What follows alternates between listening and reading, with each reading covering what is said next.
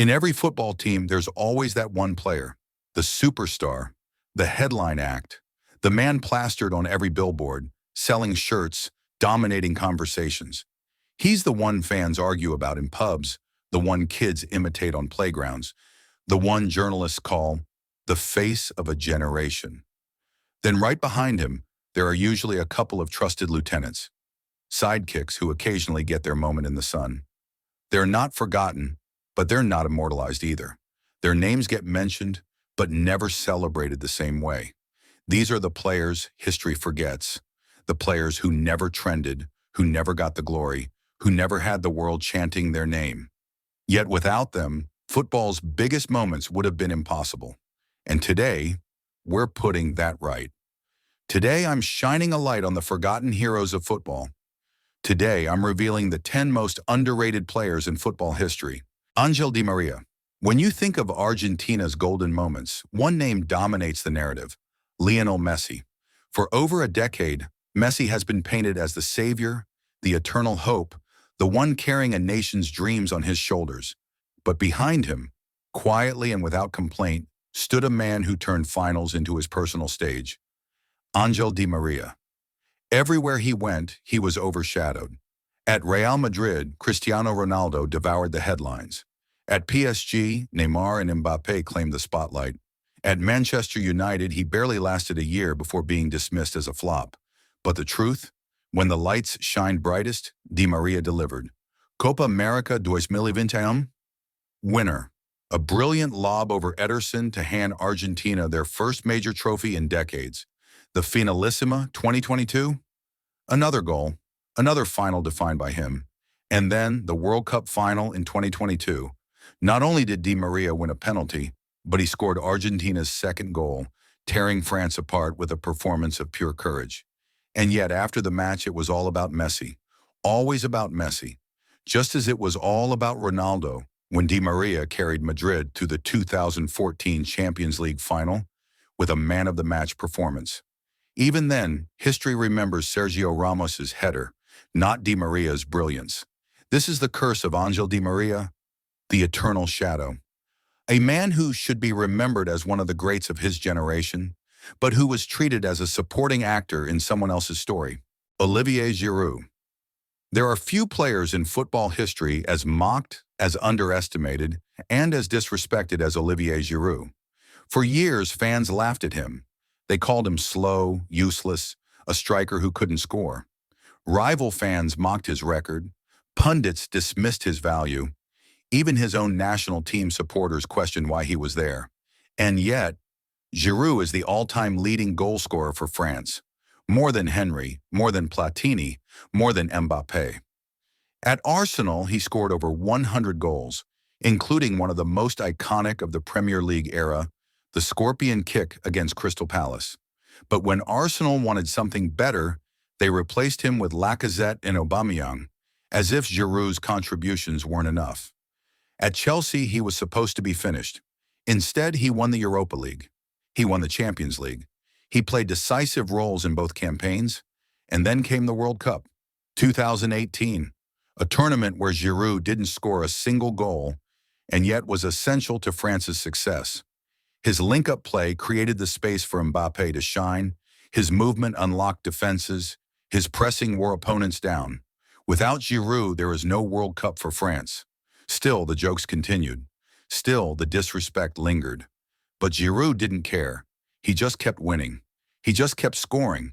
And at AC Milan, he completed the story by helping bring the Serie A title back to the Rossoneri for the first time in over a decade. From mocked to immortal, Olivier Giroud is proof that football doesn't always celebrate the players who matter most. Dani Carvajal. When you think of the world's greatest right-backs, names like Cafu, Philipp Lahm, or even modern stars like Trent Alexander-Arnold dominate the conversation. But there's one man who's won it all, defended against the very best, and consistently delivered at the highest level, yet rarely gets the respect he deserves. His name is Dani Carvajal. Carvajal isn't flashy. He doesn't score many goals. He doesn't go viral on social media. But look at his record. 6 Champions League titles, countless La Liga trophies, a Copa del Rey, and now Euro 2024 with Spain. Through all of Real Madrid's dominance, Carvajal was there. Reliable, relentless, fierce. While Marcelo got the flair highlights and Ramos got the heroic moments, Carvajal was the wall on the right side. He faced the likes of Neymar, Mbappé, Salah, Sané, and countless more, and came out on top. Yet history will barely remember him. His legacy, though filled with silverware, is clouded by invisibility, and that's what makes him underrated. Edin Dzeko. In an era where strikers are judged by highlight reels and viral moments, Edin Dzeko has quietly built a career of consistency, dominance, and clutch goals. At Wolfsburg, he won the Bundesliga against all odds, forming one of the most lethal partnerships in Germany with Graffiti. At Manchester City, he played a key role in their first-ever Premier League title, scoring 50 goals for the club and being one of the unsung heroes of their rise. But his real brilliance came in Italy. At Roma, while others were chasing superstardom, Dzeko simply delivered. Season after season, goals kept coming. And even in his late 30s at Inter Milan, he was still scoring in Champions League finals. But because he wasn't flashy, because he wasn't the face of marketing campaigns, Dzeko never got the love. His legacy is of a man who delivered everywhere he went, but never got the applause he deserved. Michael Carrick.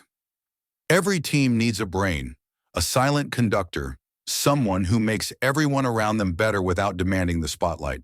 For Manchester United, during their golden years, that man was Michael Carrick. When people talk about United's dominance, they mention Rooney, Ronaldo, Giggs, or Scholes. But quietly, Carrick was the glue. His positioning, his vision, his ability to control the tempo of a game, it was priceless. Sir Alex Ferguson once said that buying Carrick was one of the best decisions he ever made. That's how important he was. But to the wider world, Carrick was invisible. He wasn't flashy, he didn't score screamers, and he didn't grab headlines. He was simply consistent, brilliantly consistent. And in football, sometimes that's the hardest thing to be. David Silva. If Lionel Messi was football's magician, then David Silva was its artist. Quiet, elegant, graceful. At Manchester City, Silva was the architect of a revolution. Long before Pep Guardiola arrived, Silva was already painting masterpieces in midfield. His touch, his passing, his intelligence. He turned Manchester City into serial winners.